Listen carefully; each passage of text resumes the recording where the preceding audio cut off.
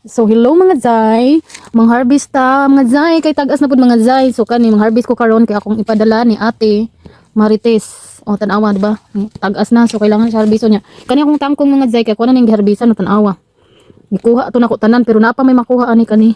Dali ra man ni siya motubo. So ato ani siyang harbison kay ipadala na to ni Ate. So mo ni mga zay, update sa atong kuha niya kung talong kay no nanay ko ano bunga. Plus di ato sad no nanay mga bulak mga zay. Mo ni mga zay update. So, moro ni. Ako diri dapit diring linya ha din sa akong ugangan di ari kamatis og pipino mo niya mga zay. So mang-harvest na ta mga zay. Nan, harbiso na to ng tagas kay na oh. Tagas na kay kalagbati so sugod na siya katay o tan-awa nan. So mo na harbiso na to ni mga zay kay padala na to ni Ate. So hello mga zay, mo na itong na-harvest nga tangkong mga zay. Nan.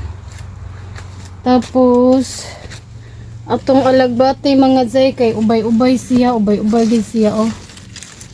Nan. Ubay-ubay siya atong alagbati.